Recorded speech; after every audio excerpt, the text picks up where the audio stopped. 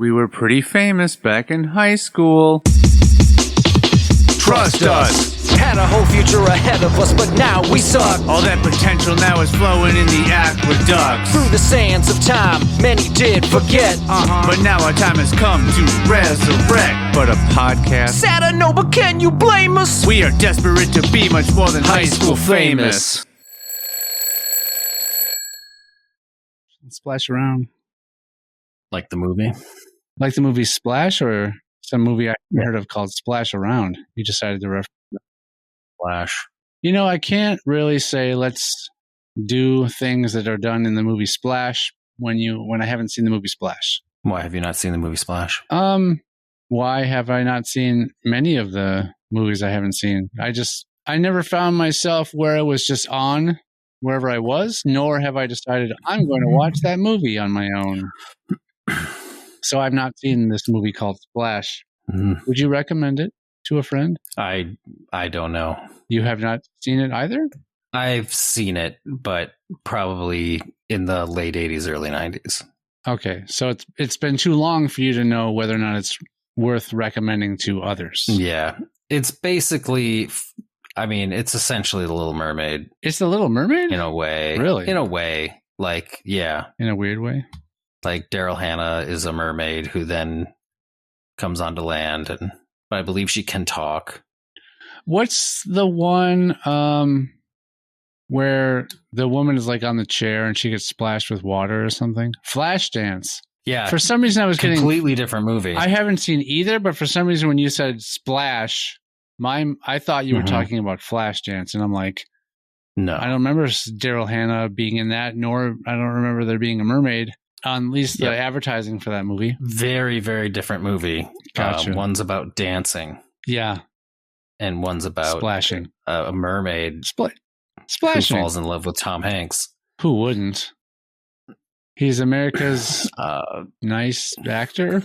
Yep, that's his title. Is he like America's dad? No. Is that what they call Tom Hanks? No. That was Bob Saget. Oh, no. Because I heard his stand-up was not clean. No, stand-up wasn't, but... What was your take on his stand-up, Bob Saget's? Did you find it funny? Did you ever hear any of it? Nope. The stuff, I've heard limited amounts of it, but the stuff I've heard, I thought was kind of... It felt forced, like for him to be very dirty. It felt forced, like he was just trying to not be Danny Tanner. That's what it felt like to me. But I know he did that before he got Full House. Mm-hmm. But maybe it's because I was introduced to him as Danny Tanner from Full House and not his stand-up. But it felt very out of character for him. Yeah, well, I didn't have anything to follow that with. Yeah, good. That was it. Goodness gracious. Yeah, I don't know. I didn't follow his stand-up career at all. Well, so the good thing is, if you wanted to start now, there's a set amount, and you can just follow all of it. There's not going to be any more. That's a weird way to say, like, yeah, it's a weird way to go about it. But good news is, I didn't say it was dead. I didn't say it was good news. I would say it was like convenient for you. If I'm pretty sure you said the phrase "good news." Yeah, but I didn't mean like it's good that he's dead. I meant good news for someone who may be considering pursuing his catalog of stand-up comedy. You have a finite amount. I still think there's no way you can say good news in that way and it not come off. Well, I'm not as you saying, well, he's dead, so look, all I'm saying is good news. Okay. In dark situations, sometimes it helps to find the bright or the light part. Mm-hmm. This is a bright side. Something you can sort of enjoy about the fact that he's not around anymore. Yeah. Same with, hey, if you've never listened to Soundgarden before, hey, good news. There's a finite amount of it for you to listen to. I got to tell you, Nirvana, same. I never got to listen. So I had the privilege of seeing Soundgarden when they had their sort of reunion, when they got back together. And I had seen clips of them around that time, making like talk show appearances and things to sort of say, hey, we're back. The phrase saying I had the pleasure to is weird in the sense of like you paid to see them. Correct. But but it's just kind of funny to be like, I had the pleasure of being able to go to their concert. So using my money. No. Because if you have a group it's still funny. I know, but if you have a group that broke up and you're like, oh, that's it. Mm-hmm. I missed my chance. I have a very, for instance, experience with that happened this week. Okay, well, we'll get into that in a second.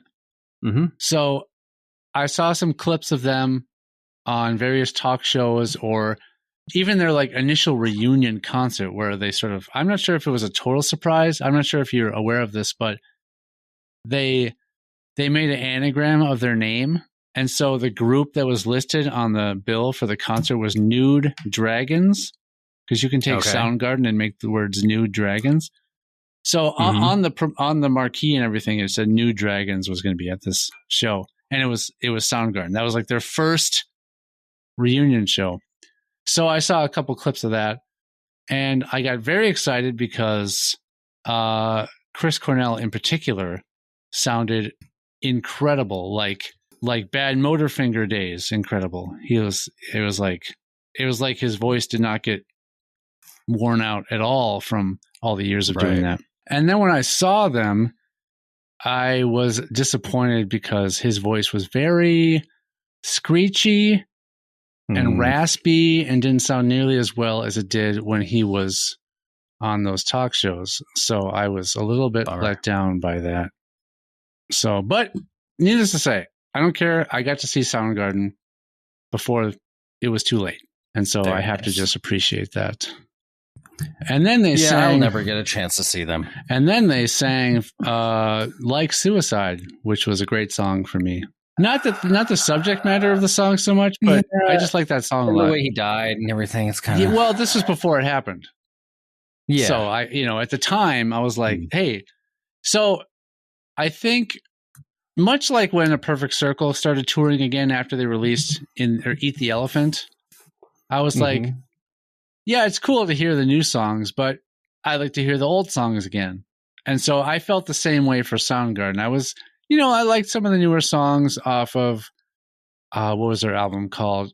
Something, King Animal, that came out in like 2012 or something.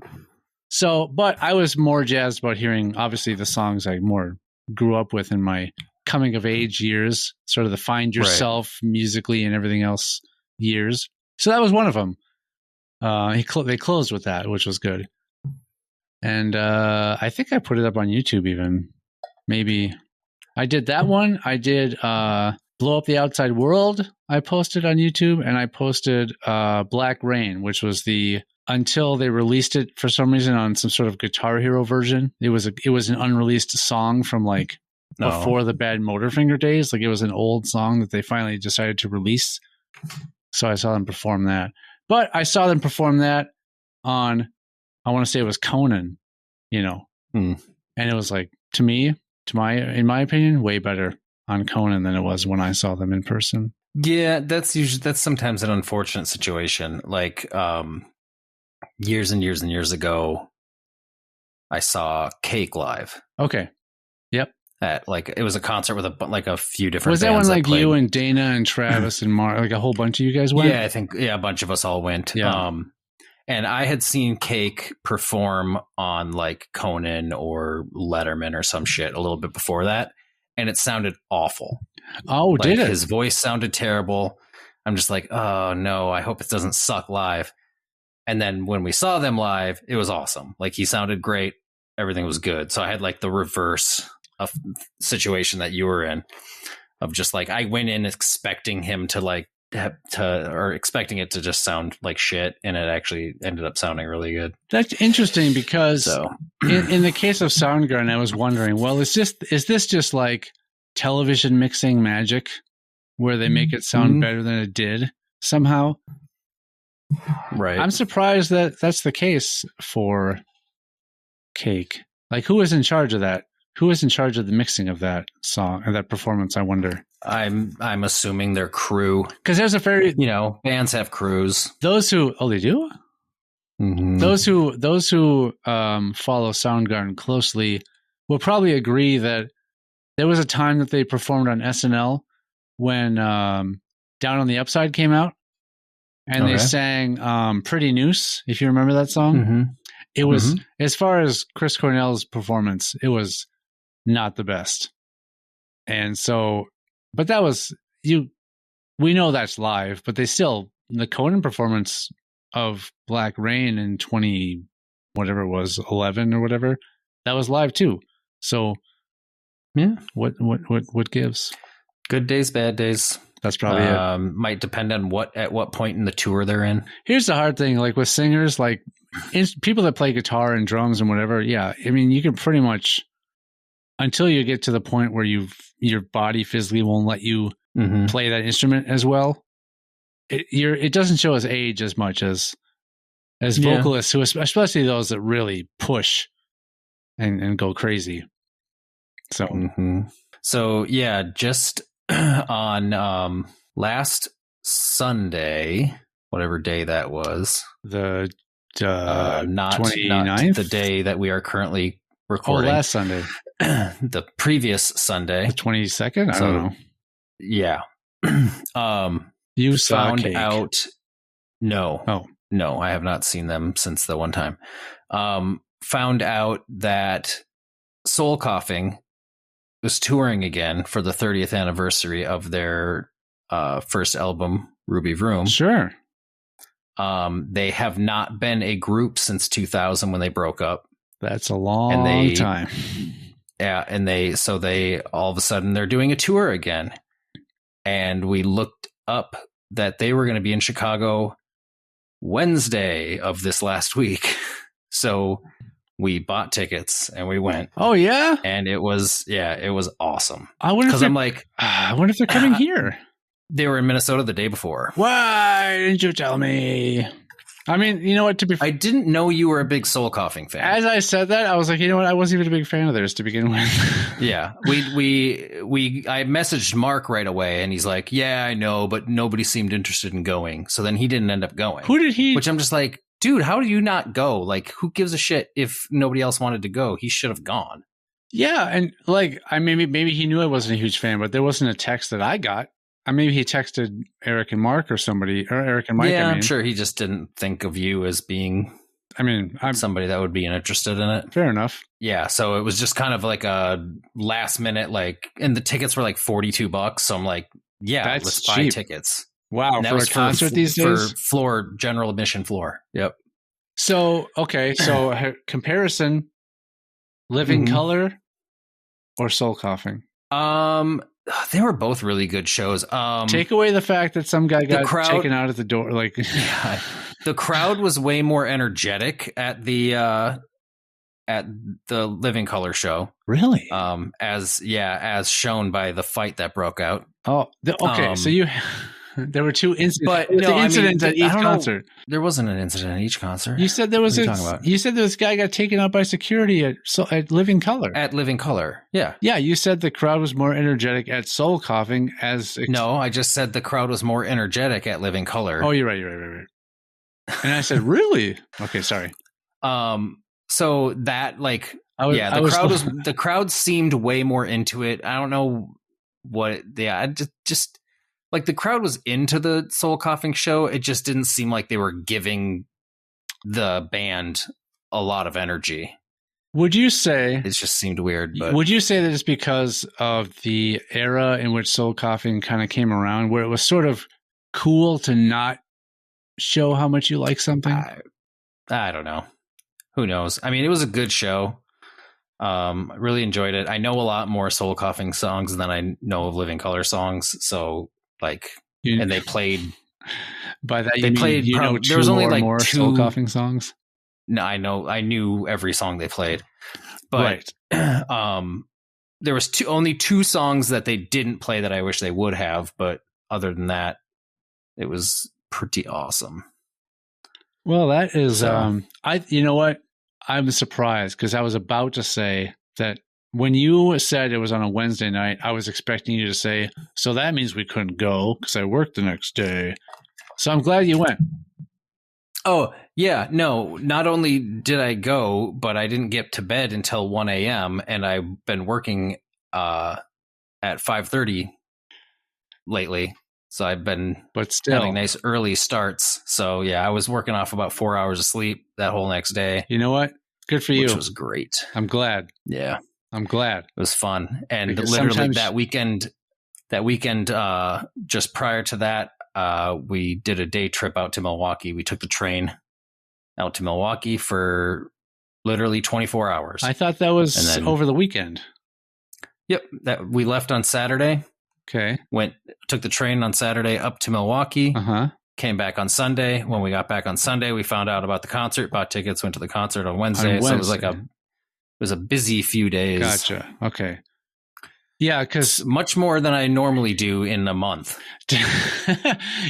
you've met your month. You've exceeded your month's quota. Yeah, my quota is Did beyond filled. How was the train ride? Is it nice? It was fun. Well, Yeah, how it was long fun. of it? It was How long of like a train ride is it? an Can't be- hour and a half train ride. It's pretty good. Yeah, and I think the drive would have been about 2 to 2.5 probably. What brought you to Milwaukee? Just Some sort of a day trip, Taco just something Fest? to do. street festival? No, just a Milwaukee There trip. was no specific agenda. Did you go to Six Flags? That's not in Milwaukee. It's close though, isn't it? No, it's actually closer to Chicago. We went to Six Flags last October for Okay. Fright Fest. Oh, Fright Fest. I'm pretty sure I talked about it on here. Similar to Valley Fair's Valley Scare, I'm sure. Possibly. I don't know. I'm sure It they're all was- the same. It was fine. Yeah. They had way too many haunted houses, I feel. You know, the folks that own Valley Fair and the folks that own Six Flags have now, they're combined. They've They've quadruple scissored each other. Yeah, it was hot. It was a four-way It was scissor. a 4-way scissoring. A lot of people, a lot of cuts, I can imagine. a lot of bleeding in the crotch area, inner thigh. Lots of inner thigh bleeding on the merger of Six Flags Chafing. and Valley Fair. So I wonder if Valley Fair is just going to become a Six Flags. It doesn't seem like it, because it seems like actually They'd have to do a lot of changes to do that. it probably. seems It'd be like very it expensive. seems like, so I think from what I read, the people that own Valley Fair, it's not limited because it's called like Cedar Park something or other, like Cedar Parks or something. I forget. There's a name Okay. for like all of the parks that are encompassed in that ownership Mhm. of the Valley Fair side already, because you can buy like a season pass to Valley Fair, for example, but you can pay an Mhm. extra something or other to get sort of a all-around pass to all of the parks that are under that ownership. Okay. So I think that group is kind of already stronger than the Six Flags group are. So I think Okay. this combination actually helps Six Flags more than it helps Valley Fair.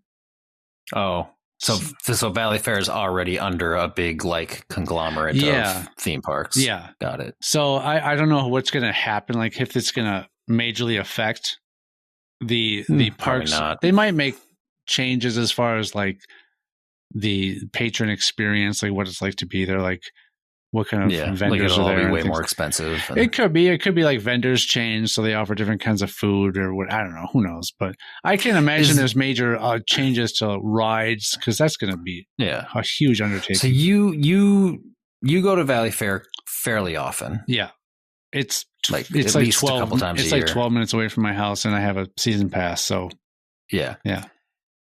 Do they still take cash there? no, That's what's pissing me off It's- about everything. it's It's now like a now cashless you can't park. like.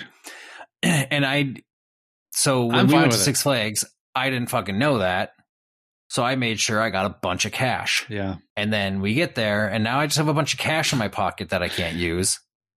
And it's just, I'm like, for fuck's sake, why is everything fucking card? And the only reason it's annoying is because it's like, okay,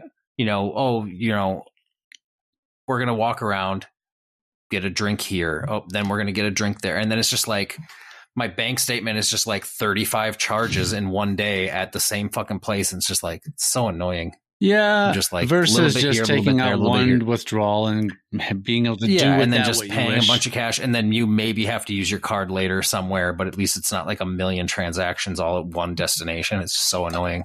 Yeah, I get it. I mean, I almost never have cash on me, so I appreciate the convenience. I don't really mind how many transactions from one place. I usually don't have cash either. It's just I do an expense report every month and they pay me in cash for it. So every month I do get a little chunk of cash. Yeah.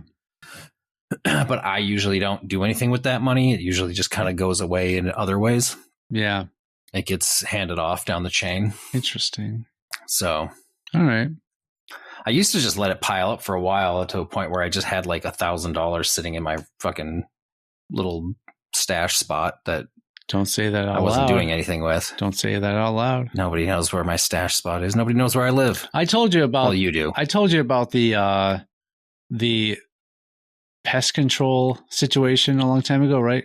With the money and the bank and all that. I think I did. No.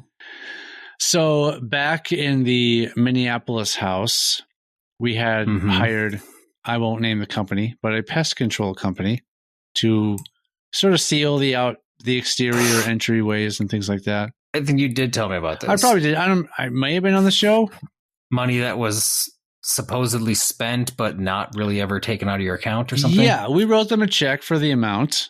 And I noticed a withdrawal from my bank account for the amount, but if you take away the $1,000 in front of the amount, it was the $43.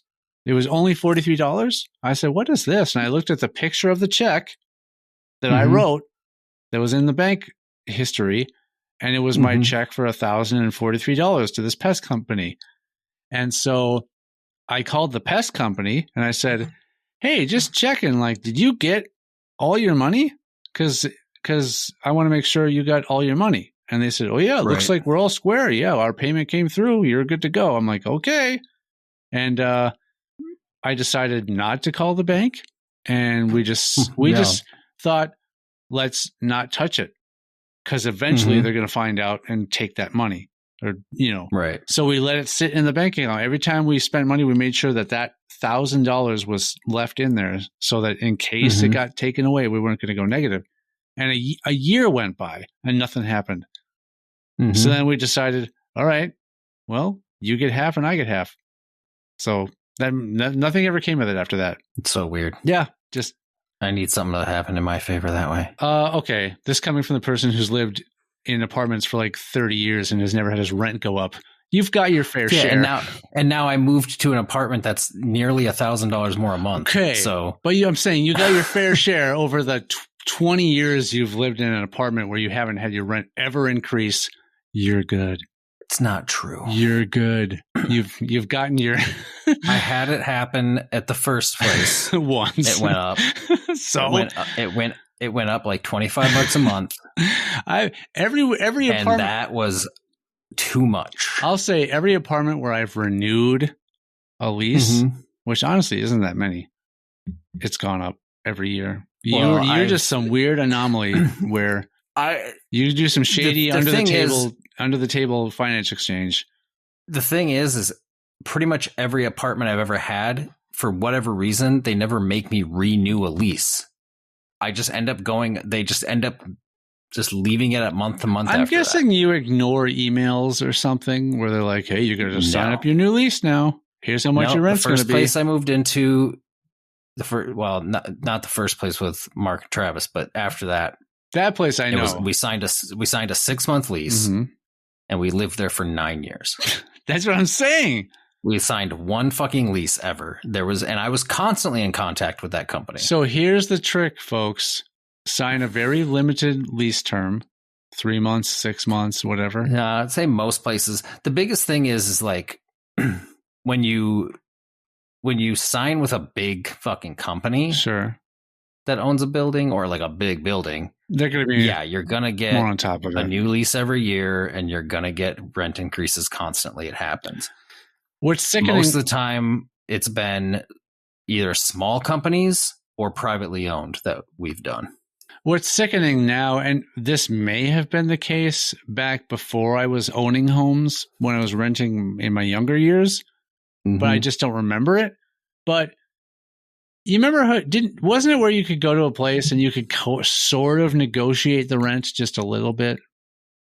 Like if it's like, hey, I've- it says it's this much, but hey, if we can like narrow it down to maybe $50 less a month, I'm willing to sign a 14-month lease right now, and then they would be able to talk to so and so and make it happen. Yeah, I mean, I don't think that's necessarily completely dead and gone. You can probably do that still. Well, okay, you're dealing with mom and pop shops where they don't seem to carry records, or anyway. I mean, big companies, you're probably not going to get away with that. I mean, sometimes they'll do deals where it's like, oh, if you sign, it's this month, like the first month and if last you do month it is 1 free, year, that kind of thing. Yeah, like when we were looking for places before we got this one, we did see a few where they're like, it's this much if you do a 1 year lease, but it's $100 to $200 less a month if you do a 2 year lease. Like they'll give you a deal if you sign for a longer period of time. But did you ever have it where they show you the calendar and they're like, okay, well, if your moving date is here, it's this much. If your moving date is the next day, it's this much. If your moving date is the day after that, like they have it like a flight. They have it plotted out on a calendar day by day. I've never seen that. I have,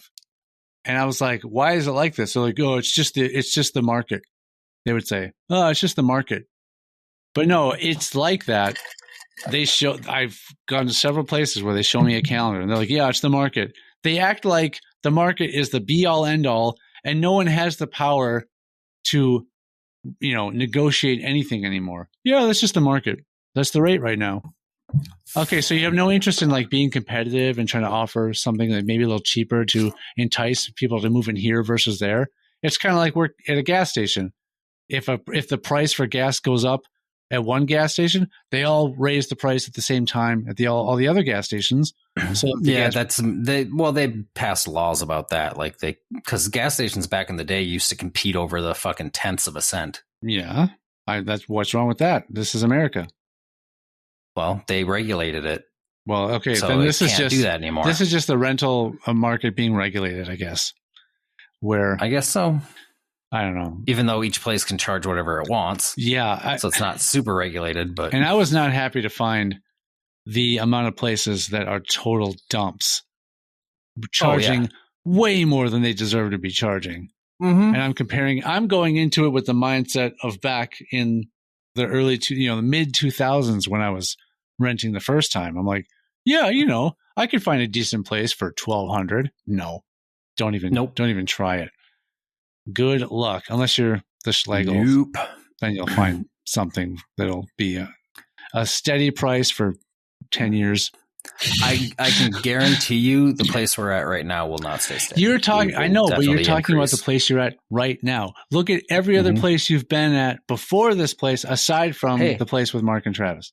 I have no fucking clue why we keep getting into these situations where they don't fucking increase our rent. We've never expected it. I'm not saying you know why, but it happened. You can't. You're trying to deny that you've had this.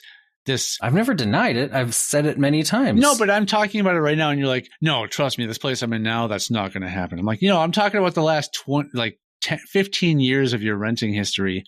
You kind of had it made, and you're like, well, I don't know. Yeah, all I know is right now I wish I was still paying what we were paying at the last place, because that is when I moved a boatload of extra money. When I moved out of the house I was in into this place, it was a good jump, and I'm like, I don't like this anymore. Nope. And it also makes it so get used to it very quickly, but it also makes it very hard to save to try to get into a house at some point. Yeah, it seems like back in the day there was. Either, depending on how the market was doing, there was a benefit to renting or there was a benefit to owning. It seemed like one was more beneficial than the other. I mean, not that renting's ever beneficial. Your money never goes anywhere, but it was cheaper. There was sometimes renting was cheaper than owning. And it's a lot less responsibility. The responsibility, yes, that's still there. Obviously, you have the maintenance folks that take care of everything that goes wrong. But as far as just the month-to-month expenses, there were times where it's like, well, I would like to own a house, but renting is a lot cheaper right now, and I can handle that. Or vice versa, it'll switch. But now it just seems like it's just everything's too expensive for everybody, especially in single income situations. They just don't seem to want to make it possible for single income arrangements to survive, which is fun. Yep. So it forces people to marry when they don't want to. Don't worry, this is me not revealing that I'm married now. No, and I don't think it does. It doesn't do that. I was kidding. Yeah. Maybe it forces you to get roommates when you wouldn't prefer to have roommates. Some people do. Possibly. I know someone where that's what they did. They worked very hard to be able to afford a place for themselves and their daughter just to be them. And then after a bit, it became too expensive and they had to get a roommate just because they couldn't sustain it. It's unfortunate. Yep. So cost of living's too high and pay rates are too fucking low. Well, that'll always happen. All the and it's crazy to think that there's still this argument on what minimum wage should be. Well, and minimum wage is still way too fucking low especially for the cost of living. It is. I think I read something a little while ago, to be able to, in like Chicago alone, to be able to comfortably live on your own in Chicago, like have your rent your own place and live by yourself, you have to make a minimum of $70,000 a year. Wow. And that's to get probably a studio apartment. Yeah. And to not really have a lot of extra expenses. So is that really living comfortably though? Well, yeah, I'm saying like maybe not having any like severe debt. No cell phones. Well, no, I mean you can have that kind of stuff. I think that kind of stuff is all expected things now. You can't have Netflix. You can't have Hulu. I mean, that's comfortable, I'd say. Being able to do that stuff is comfortable. But I got rid of Netflix a long time ago. To basically be able to live on your own in Chicago and not struggle, you have to make at least $70,000 a year to have your own place. To be honest, that sounds cheap. That sounds not as much as it would be here for housing. For housing in Minnesota, it's way cheaper to live in Minnesota. For houses, for owning a house, that's different. Well, yeah, that's what I'm thinking. I'm talking about renting. Well, because I don't care about renting because I do that now. My goal would be to get off of renting and move into a house, and so that's what I'm looking at. I will tell you, I would say the average house in a decent neighborhood in Chicago is no less than $500,000. Yeah, that's. I'm seeing houses that not that long ago would have been valued at probably anywhere from $250,000 to $300,000, being put on the market for like $450,000 or $500,000. Mm-hmm. And even my coworker was like, "Yeah, we're thinking about prepping our house to get ready to be put on the market." I'm like, "Let me guess, it's a $270,000 house, and you're going to list it for $500,000?" She's like, "Yeah, probably." Because why wouldn't you? Why wouldn't you get the most you could possibly get?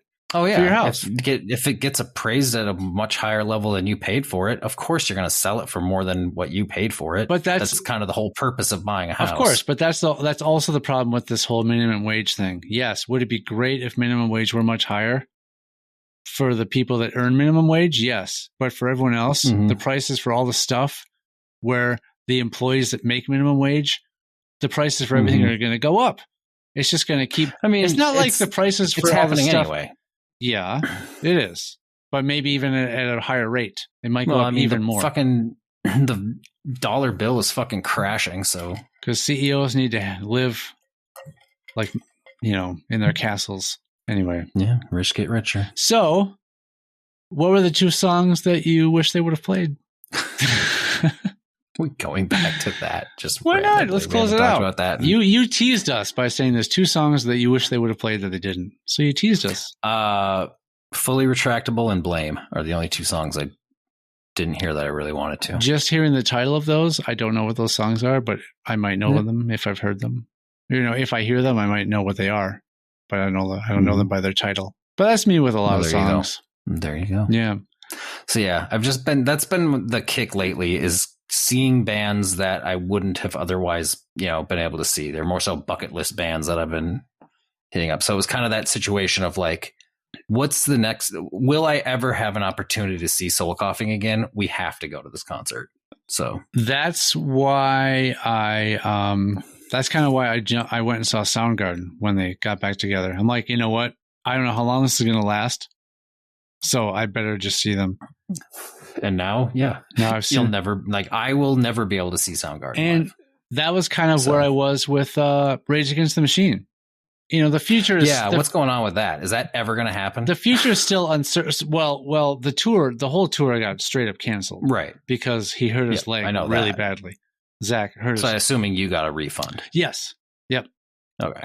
So at first, the tour was scheduled and tickets were Mhm. sold, and then the pandemic made them cancel everything, and then Right. saying it was going to be rescheduled for another date. It got rescheduled, and for Mhm. some reason, the summer where it was happening, there was a certain number of dates that stayed the same, but then a certain number of dates that had to get rescheduled again because of heightened case numbers. Right. And the one I was going to go to was, I think, like a week or two after the ones that still got to hold their date. They didn't have to get Mhm. rescheduled. So we were waiting for that whole thing to get rescheduled. And then during one of those shows that didn't get rescheduled, Zach messes up his leg real bad. And he was still doing some shows, but just basically sitting in a chair the whole time. Right. And he posted something on Instagram that was like, I've been told that if I don't just go easy on this and just lay up, this could be some permanent problem for me. So I have to just, he's Right. like, we have to just cancel everything. I'm like, they're going to be my white whale. I'm never going to be able to see those Yeah. guys. I'm never going to be able to see them. Yeah, because I was actually thinking about that right after the concert. So I'm just like, oh man, like, because I know you wanted me to go with you to that. Yeah. And I was like, maybe not. I don't know. I wasn't being very decisive on it, but now I'm just like, all right, if that ever does come back up, but I mean, you've already been refunded now, so you'd have to straight up buy. If it comes new back tickets up, I'm again and buying everything. tickets. There's no question. Right. But it's just like, now you're not, I'm just saying you're not guaranteed that you already have tickets and Yeah. stuff. Like it could somehow sell out before you get a chance or whatever. It's back on the market sort of Sure. situation. Yeah. I'll find a way. But yeah, now I'm like, all right, if it does come back up, I have to, because again, it's one of those bands that it's like, jump on it now, because you never know. This might be the only time they ever do it. So, and the problem was back in 2008 when they reformed, when Mhm. I'm not sure what they did like Coachella or something, right? I think so. But I know that I know that they were here in Minnesota during the RNC of that year. Okay. And they like just were in the crowd at the RNC out in the streets and just like started doing sort of like some sort of impromptu little, like Zach was on a megaphone, like just like shouting stuff. And like there was like some sort of Right. like mini performance in the crowd of the RNC. And I know our friend Brooke, her sister Corinne, she was like, she saw that happen. She was at the RNC. Yeah. But she went, like, I know Brooke went to the concert and she was like, best concert I've ever been to in my life. And I'm like, thanks. Right. Thanks for telling me. I didn't go because it was something like we were trying to save for our first house or something. So I couldn't justify buying a ticket to a concert and missing some work to go to a concert at the same time. So I didn't get to go because of that. But she has said several times, yeah, you should have gone. Top hands down, best concert I've ever been to in my life. I'm like, you can stop saying that now. Yeah. But I remember the first time we were going to try to see them, they broke up because like they were touring with the Beastie Boys, and that got postponed because one of the members of the Beastie Boys was like riding home on his bike from rehearsal and like fell off his bike or something and broke his leg or something like that. So the tour had to get postponed for that. And then before it got rescheduled, Rage broke up back in after Battle of Los Angeles came out. Mm-hmm. And so we were going to go to see him then, and that didn't happen. And then I missed the 2008 show. And then I was going to go see him for this go around, but then all this stuff happened. So yeah. It'd almost be like one of those things where of course I want to be able to see them, but it's almost more fun to be able to say that there's always going to be some cause for me not to be able to see them. You know what I mean? Yeah. I don't know. It's like if we discover that Bigfoot's real, it's like the mystery's over and the fun's over. Yeah. That's why people, there are people that supposedly have like parts of a Bigfoot body, like hair and bones and all this kind of stuff, but they just haven't brought it forward to be like tested and verified that it's actual proof of the existence of Bigfoot, of course. So the whole question of does it exist, does it not, let's keep hunting for it, that will end once they prove that Bigfoot is real. So I think it's a bit of BS. And I have coworkers who are like, what do you mean? You think Bigfoot's not real? I'm like, of course not, you dopes. Yeah. Of course the Loch Ness Monster isn't real. Of course Chupacabra isn't real. These things don't exist. We would have found them by now.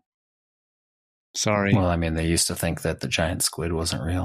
No, they just didn't. They just knew that they never saw one alive. They saw dead ones. I was actually a little bummed out when someone caught video footage of a living one. I'm like, oh, well, that's it. It's over now. We've seen it. There's no more of this, like, we've never seen a living one. But there's still a million different things that live deep in the ocean that we've never seen before. Oh, of course. And we might never. But the thing is, we knew that the giant squid existed. Yeah. Via the dead, the dead bodies that have been discovered. But it was kind of a cool, we've never seen one alive before. No human has ever, at least. But it's still cool when they finally did. It was like, cool, they finally found one. It was but cool. Sean is disappointed. Well, it's because it's sort of the end of the mystery's gone now, you know? Yeah. Well, what can you do? I don't know. Just not continue to explore. Like, let's just say we know everything and let's not be interested. Like, we got it. We're done. Yeah, there's no other things we don't know about the Earth. Let's forget it. The ocean, man, that's a messy thing to try to learn all about. You're risking a lot. Yeah. You're risking a lot to try to learn all that. That's why anything they can send down has to be completely robotic, like remotely controlled. I don't think that they can. Who am I to say? But eventually they'll make something that can go that deep. They're like, look, we expect creatures that live in the sea to be able to survive, X amount of minutes without being in the water. Let's just drain the ocean, take a bunch of satellite photos, and then fill it back up. Where would you drain the ocean to? They'd pull it up. It's got to go somewhere. They would boil it.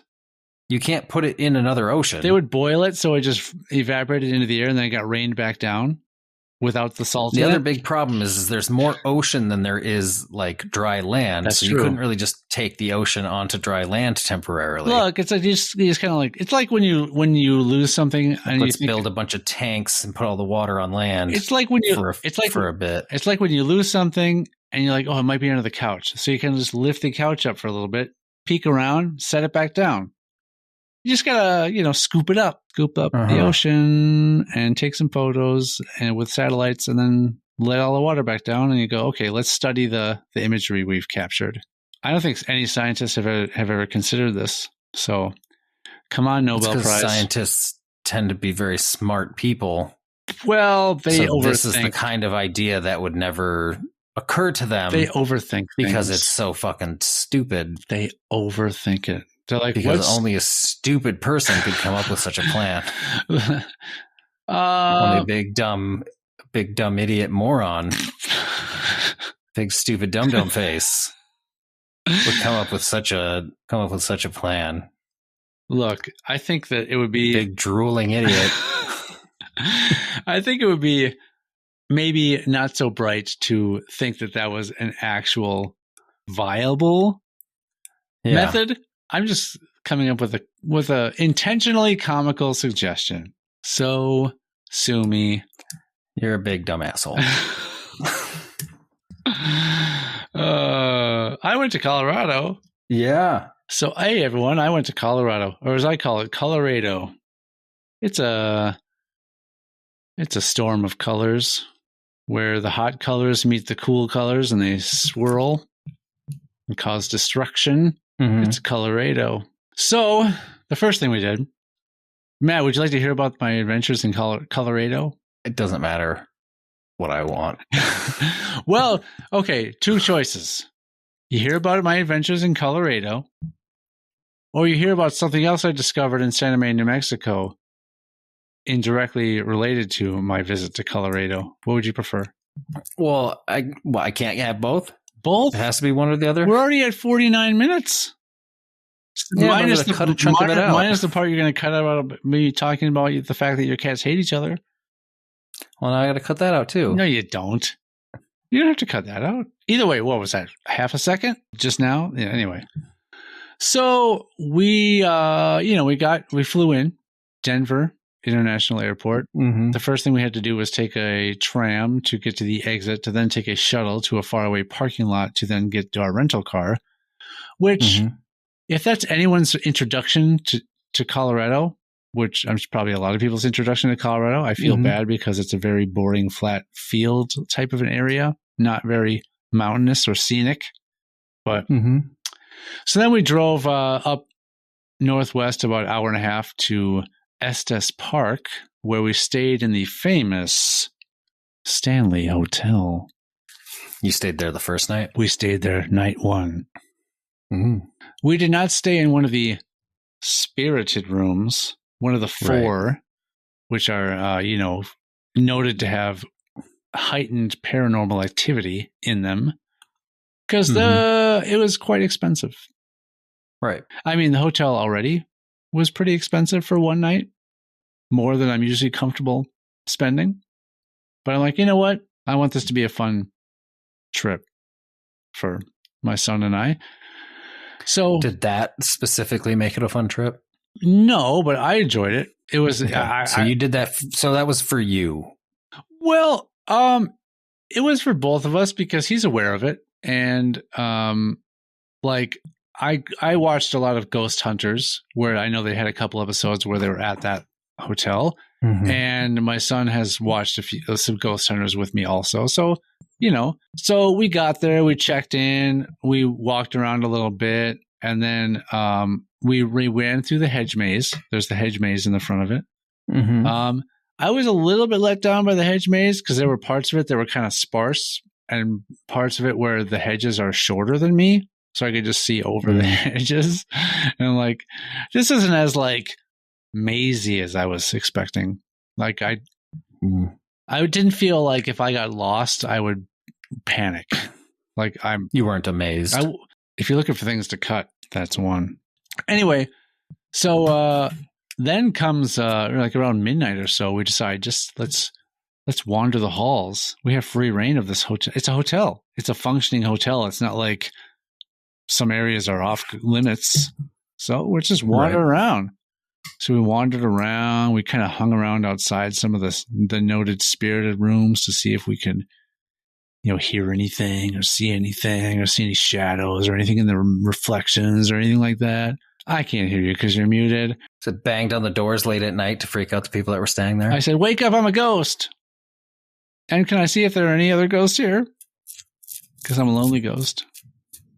No, we didn't do that. We were very respectful in that we were quiet, so as not to wake anyone that might be staying there. But the funny thing is, the room that Stephen King stayed in, it's called the Stephen King Suite now, is room 217. We stayed in room 216, which would make you think, oh, you're right across the hall. No, they have even number of rooms on one side of the hotel and odd number of rooms on the other side of the hotel. So we were at the complete opposite end of the hotel from this Stephen King suite. But still on the second floor. But anyway. Well, I would hope so. That'd be weird if 217 was on a different floor. Yeah. You know what? They can do whatever they want. There's no rules. Yeah. But, I don't think we saw anything. Leo's convinced that in one of the pictures, you can see some weird shape in one of the, in a window at the end of a hall. I don't know. But it was still fun. It was still fun to just sort of wander around. Because, it's the whole hotel was built in 1910 or something. It's an old hotel. It was just fun to stay there. It was very ornate. Not long after, I think I said this on the show, but not long after watching Dumb and Dumber, I found out that that's where some of the scenes where they were at the owl benefit thing, that was filmed. The Shining wasn't filmed in the Stanley Hotel, but these couple scenes from Dumb and Dumber were. So at least I was in that place. But then we checked out of there. Then we drove back to Denver area to get into our Airbnb where we'd be staying the rest of the time. And then, so you drove an hour and a half out of your way to stay at a hotel for one night. Yes, just to drive back to Denver another hour and a half. Correct. For the rest of your trip. But again, this is also driving through the mountains, very scenic, very beautiful. I'm just getting the picture of your trip. Okay. Yeah. And we took a picture in front of the big stone sign that says Estes Park, all this kind of stuff. Drove back down, and then we checked into our Airbnb. And then that same day was the main focus of this trip, which is Meow Wolf, which I'm going to struggle. I've always said with Meow Wolf that it's hard to describe what it is. But it's basically in a giant sort of warehouse type building. And this one in Denver is called the Convergence. So you get in and you go into this elevator that's going to take you to the 4th floor, I think. And they said all of the Convergence is on like the 3rd, 4th, and 5th levels. They said this is a pink elevator. This elevator can only take you up to the 4th floor. After that, you cannot use this elevator again. If you want to get back down, you can use one of the blue elevators or one of the, I think, yellow. There were 2 other types of elevators you could use to get back down, or you could use one of the quantum staircases to get back down. Which don't get excited. The quantum staircase just looks like a staircase that is like you go down in case for a fire drill. So nothing special, but I mean, it was like you were in another world. The whole, aside from occasionally seeing doors that say like electrical and mechanical and things like that, like sort of utility doors. Yeah. Aside from that, it's like you're walking through this area that kind of looks like you're up in a forest, and you're walking on platforms that would seem like you're up in the treetops and things like that, where things are glowing in very strange lighting. So it looks sort of Earth-like, but also sort of alien. And there's another area where it's this really tall neon castle that you can like look inside, but you can also walk around on other catwalks that make it so you're near the top of it, and you're just looking down at all this other stuff below you. And when you're inside the castle area, like there's this sort of pedestal on the inside with some sort of glowing thing on it, and on the wall there's all these levers, and you can pull on each lever, and they all play a different sort of tone, like a note. And you can just sort of like play a weird song with all these levers. And we had this thing called a Q Pass, where there's all these different little electronic little terminals where you can scan your Q Pass, and it'll bring up some sort of, you're supposed to collect all these memories of these women that are all like connected on different timelines or something. So we were running around trying to scan all those to try to get all the memories that we could collect. And like, there was an area where it was a fake little shop where you could buy, like, there was a thing where it looked like you could put quarters into it to get various laundry detergents or dryer sheets or something, but they were all very weirdly named. And that was actually a door. If you open it up, you can just open it up and go behind it, and there's like a hidden room with nothing in it. It's just a room, but they hid it behind this thing for some reason. And there's one room that looks like it had a bunch of sort of old TV screens and sort of sonar monitors and radio dials, and it was just, every room is like the theme is completely different. You'll be in this one area where it's all sort of dark and earthly colors, but then you open one door and all of a sudden you're going down a staircase where all the walls are very white and they're all like covered in gems, like it's all sparkly looking, and it's just in that staircase. Once you get out of the staircase, you're back into the, it's just crazy weird.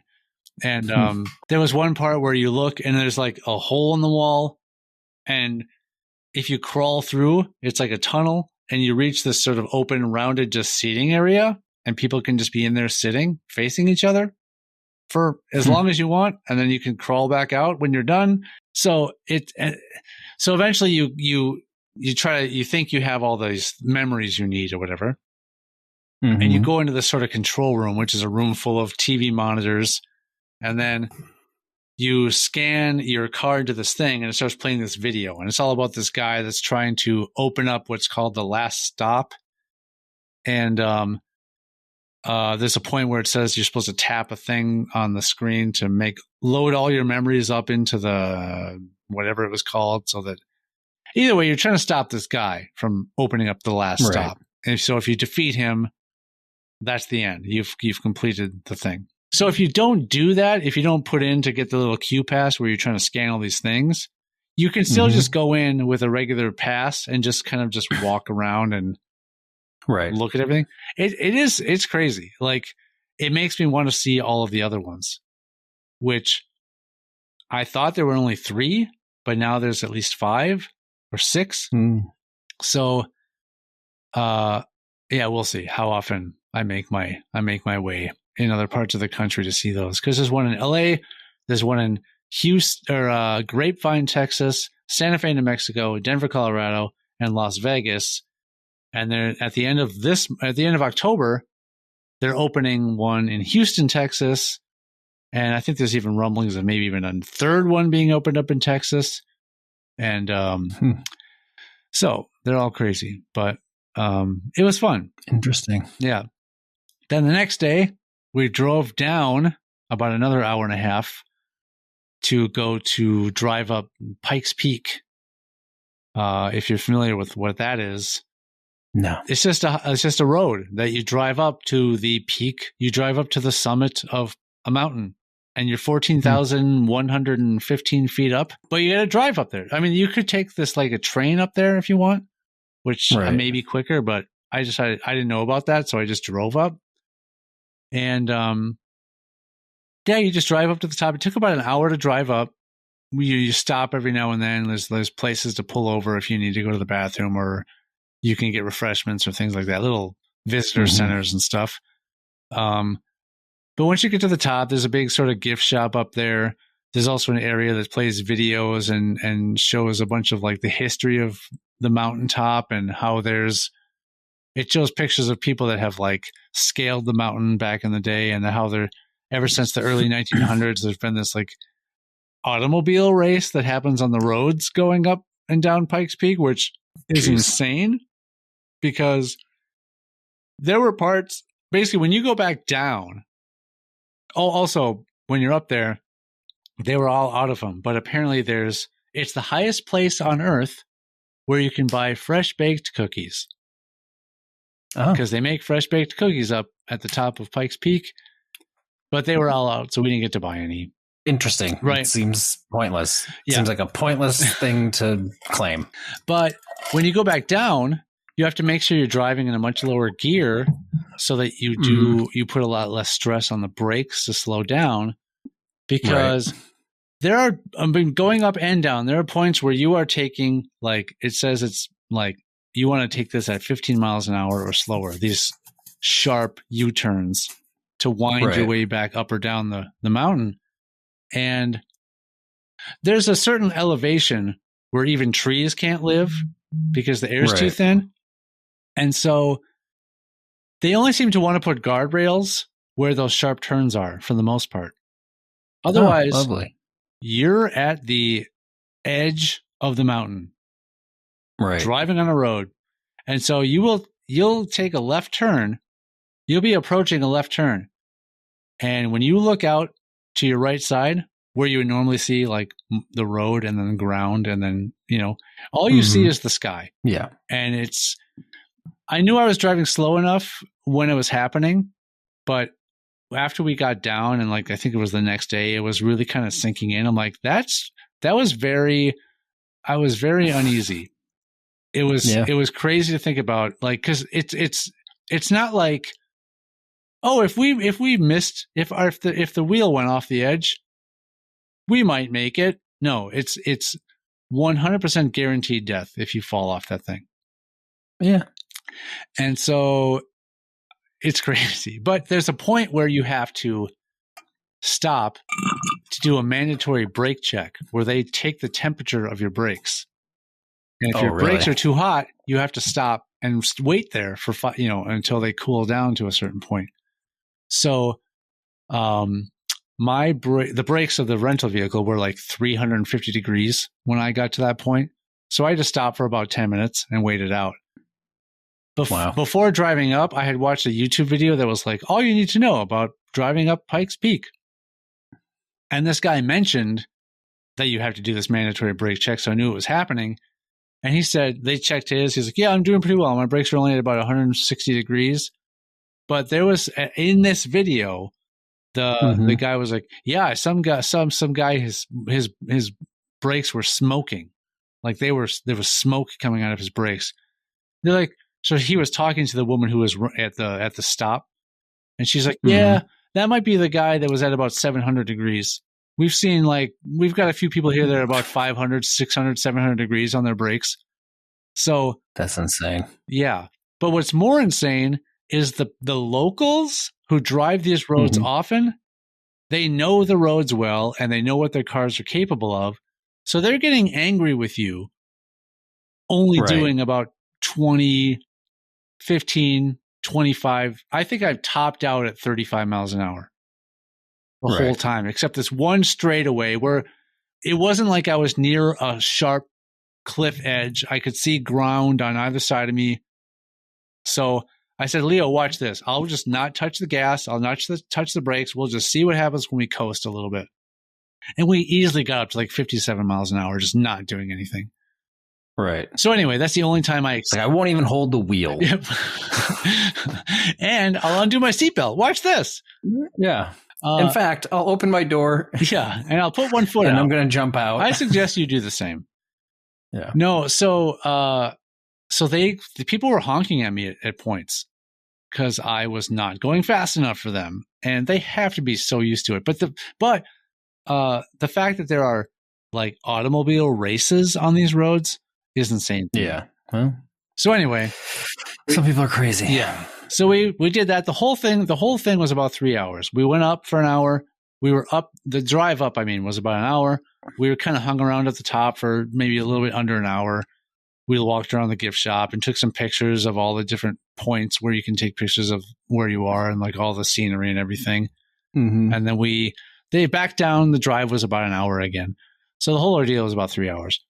But then we zipped over to, there's an area called Garden of the Gods where it's just a bunch of sort of very peculiar red rock formations. One of them is the famous, it's like called the Balancing Stone. Like one edge of it is like sticking out really slanted. The whole thing looks like a square kind of, and it's kind of tilted like this. And one edge of it is sticking out really far. It looks like it should be falling over, but it's just not.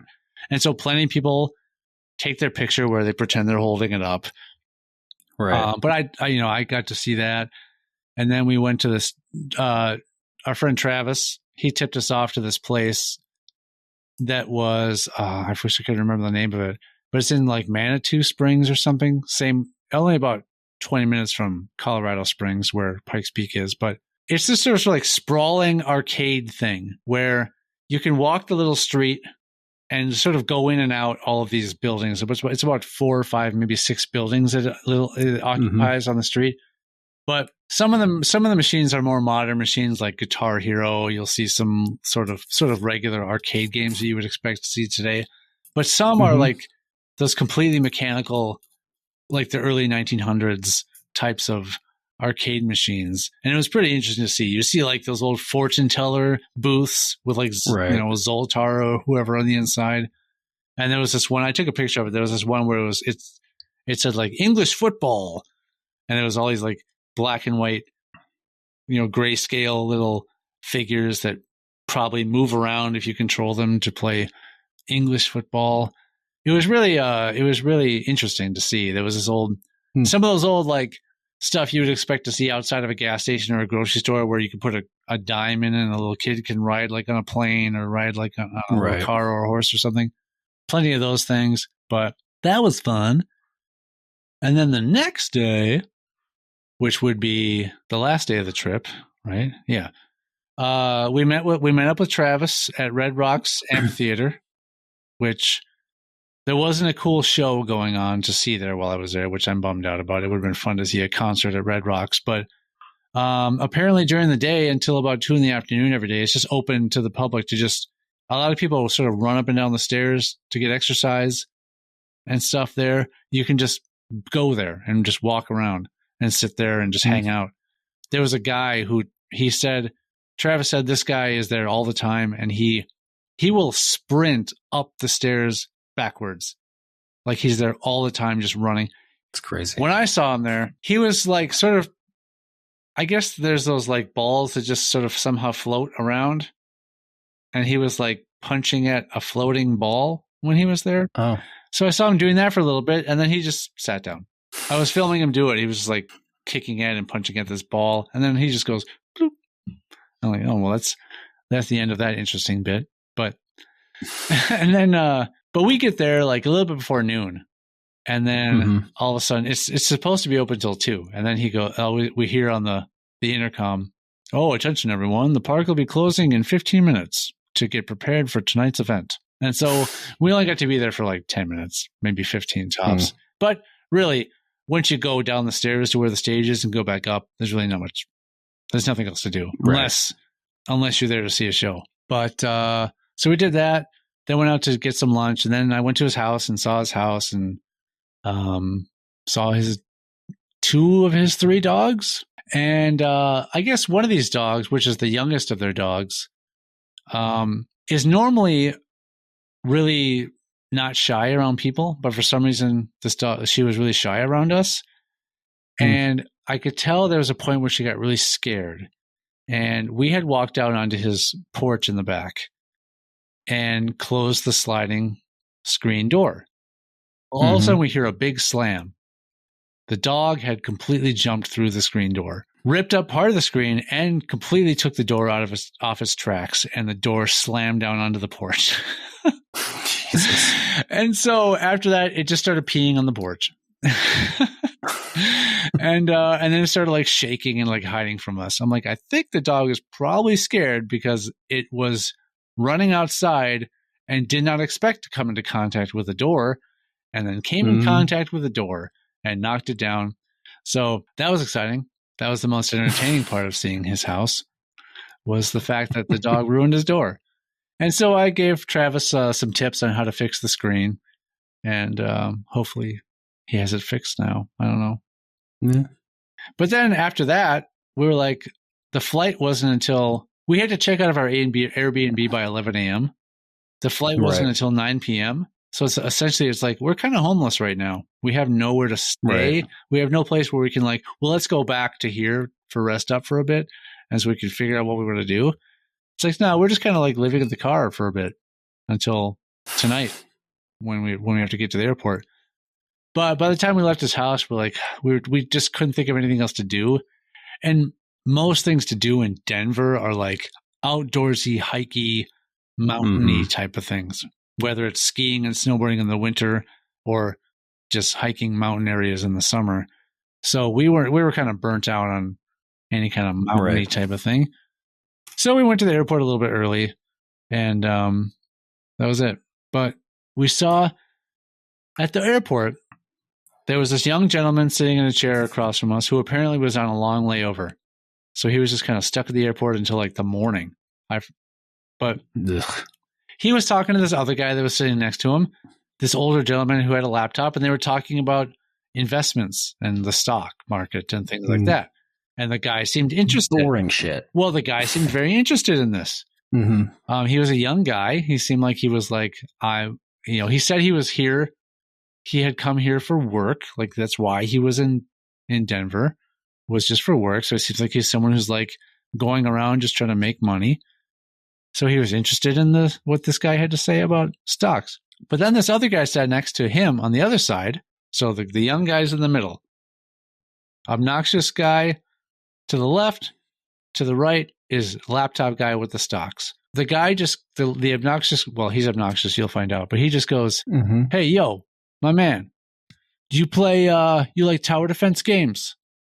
And he's like, sure, I guess. And he goes back to turn to the guy who was talking to him about stocks. He's like, yeah, you got to help me out, man. You got to help me out. I've been stuck on this tower defense game. I don't know how to win.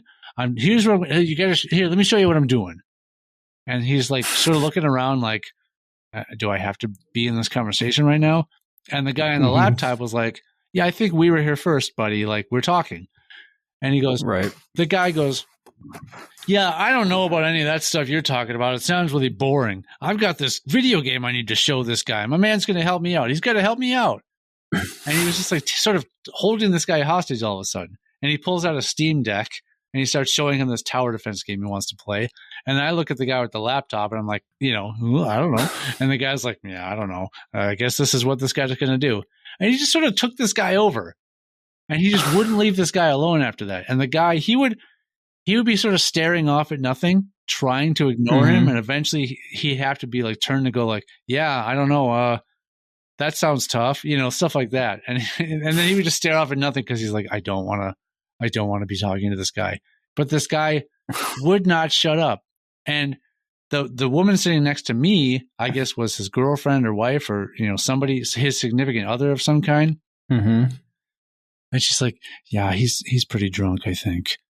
And I'm like thinking like, I didn't say this, but I'm like, you're with, like, this is the dude you're choosing. Like, you're like, this is my guy. This is the guy for me. Okay. Good for you, I guess. But he was, they start to have sort of normal conversation, like get to know you type of questions. Like, yeah, where are you from? Like, what are you doing here in this town? Like, who are you? What's your name? What do you do for a living? That kind of stuff. And apparently the obnoxious guy, he didn't spit out one bit of truth about himself at all. He would lie. He lied about his name. He wouldn't answer his age. At one point he said I was his dad. And at one point he said that when he's like, oh, the guy was like, oh, is that your girl over there? And then the obnoxious guy was like, oh, no, that's my mom. Or, oh, sometimes he'd be like, oh, no, that's my sister. Oh, no, that's my daughter. Like, he kept changing it. He just got a kick out of not answering him honestly.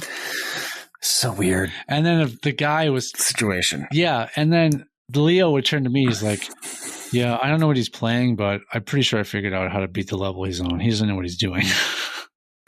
He's like, I would fortify this and then fortify this. And then I would do this thing here. I'm like, oh. So Leo made a friend at the airport of this kid who was reading a book that Leo was also reading at the same time.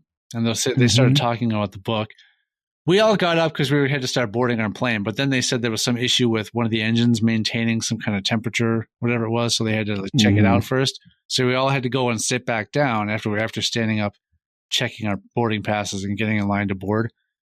So then that guy who now was not in a chair by us, he was just sitting on the wall. And he and that kid, Leo and that kid, went over to try to help him with the game, which I was okay with because I could see him. He was just this far away. But I also didn't like the fact that the guy was also from Minnesota. And so he was sort of repping Minnesota in a bad way to this other guy. Anyway, when we all had to be reseated, the guy who was on a layover disappeared. Just bolted. He was like, I'm not going to be near this guy again.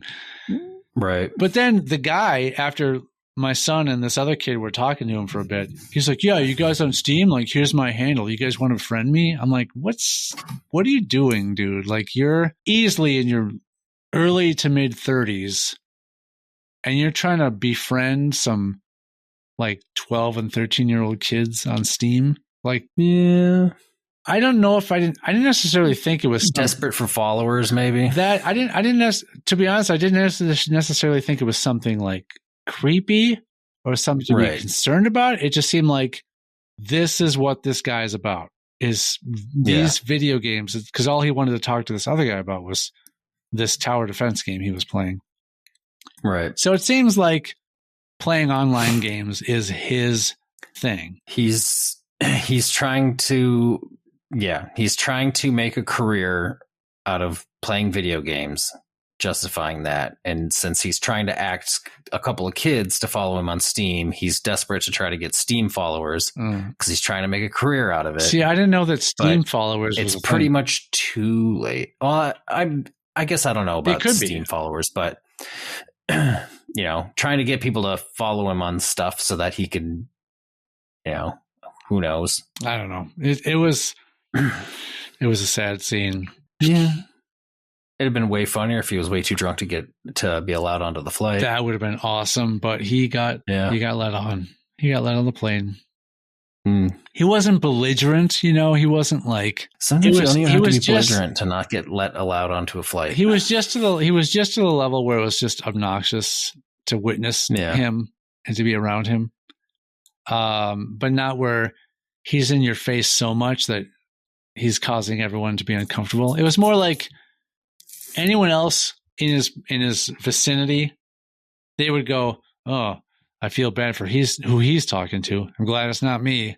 But that's about as far as it went. As long as you weren't seated near him on the plane. No, he was further up in the plane. We saw him sit down. He was like 6 rows in front of us or something. No, I picked 2 seats where it was 3 seats per row, but I picked an area toward the back where there were just 2 seats. So we didn't have to sit next to any strangers, except that that extra area happened to be where the flight attendant sits backwards when the plane's taking off and landing. So I did end up sitting next to a stranger each time, but one when that was sitting backwards and we never even looked at each other or acknowledged each other. We're not even like, oh, hi, no hellos or anything. Yeah, it was funny. So that was my Colorado trip. Nice. I got a shirt from Stanley Hotel, and Leo got some gear from some swag from Meow Wolf. And I thought about buying a shirt from the concert, and then I didn't. Yeah, so I'm just like, I don't wear band shirts. You went to the show. You don't need a shirt that has the dates listed on it that says. Well, hey, I usually don't buy those. I usually try to find the shirt that doesn't have the dates on it or anything, just a band shirt or something. But I'm just like, meh. There's only one band shirt that I can think of that I remember where I regret getting it, and it was just a Tool shirt at some summer festival in Somerset that I went to. And just because the shirt was very subtle. Yeah. A lot of their shirts are very noisy and like, hey, there's a giant image on the front. This was a very subtle image on part of it in the front. Not very flashy. And it was a cool image also. But it was exclusive to that location or that tour, I forget. So it's not like you can go on their website and find that shirt. Right. So I didn't get it because, again, I was back at the time where I'm like, $40. I'm not going to spend $40 on a t-shirt. That's a waste. Yeah, these were only $30 t-shirts at this show. It's still a lot. Yeah, but I mean, it's a lot for a t-shirt, but it's not a lot for a concert t-shirt. Right. Yeah, that's true. It's actually fairly cheap for a concert t-shirt. So I was like, and then I just at the end of it, I was just like, nah, I don't need it. I probably wouldn't wear it. Who knows? You might, unless you want to put it in a frame.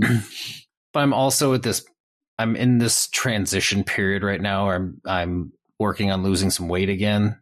So then it's like, okay, what size shirt do I buy? And is it going to fit? Or do I buy a shirt slightly smaller? And then maybe I don't lose enough weight to ever wear it. And then I'll tell you, I have 2 shirts that I've bought 2 of.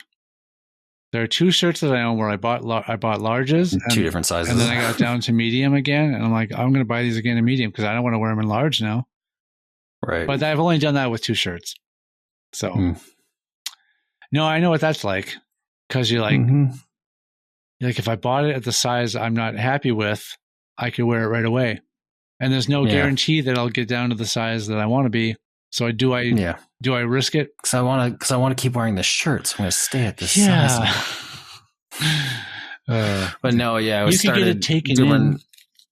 started changing some eating habits this last couple of weeks. Eating a lot of like low calorie dinners, and I weighed myself before we started it. I think I weighed myself like a week before we started it just on a whim. And I normally never weigh myself.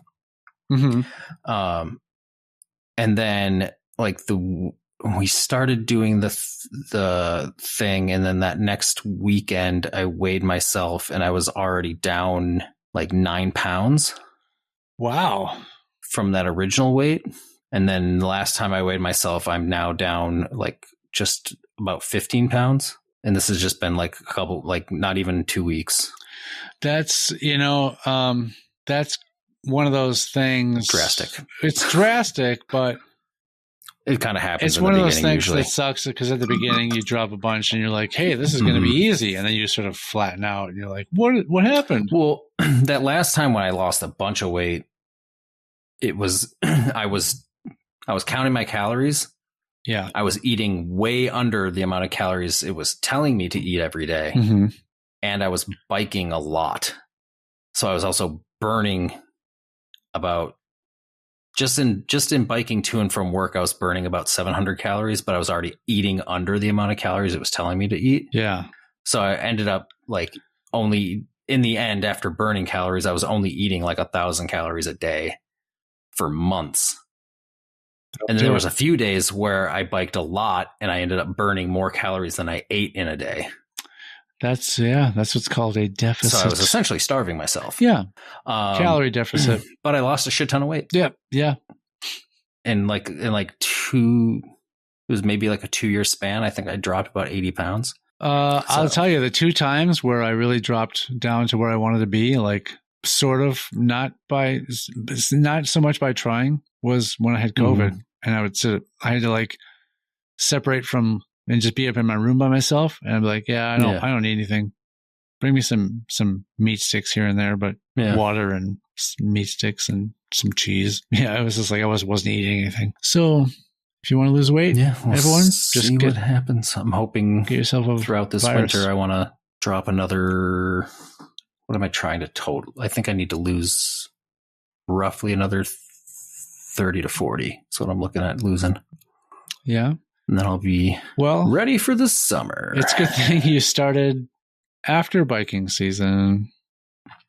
I'll probably actually set my bike up inside this winter. I plan to try to do that so that I can try to do like an hour bike ride every day or something. All right. Cool. So, well, that's the plan. We'll see. Keep us posted, man, on your progress. Why not? You got to be accountable, right? Don't have to be. Well, this was a fun time, Matt. We learned a few things about concerts and trips.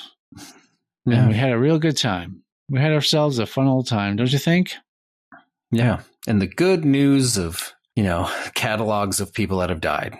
And the good news is there's a finite amount of stuff out there to comb through. No, only the stand-up of the guy I can't remember from the beginning. Bob Saget. Bob Saget. Yep. That's the only one that applies to. And next time we'll get to hear about we'll get to find the answer to the burning question. Question is, what or who is Zozobra? Does this have to do with the other story that you didn't It does. talk about? So okay. See you next Tuesday. Next time we'll talk about Zozobra. Sure, why not? Okay.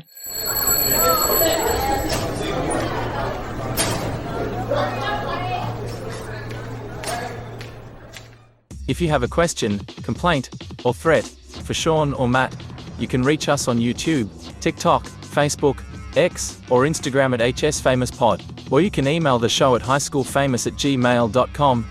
No animals were pleasured during the making of this podcast, despite our best efforts. All hail our Lord and Savior. And so after that, it just started peeing on the porch.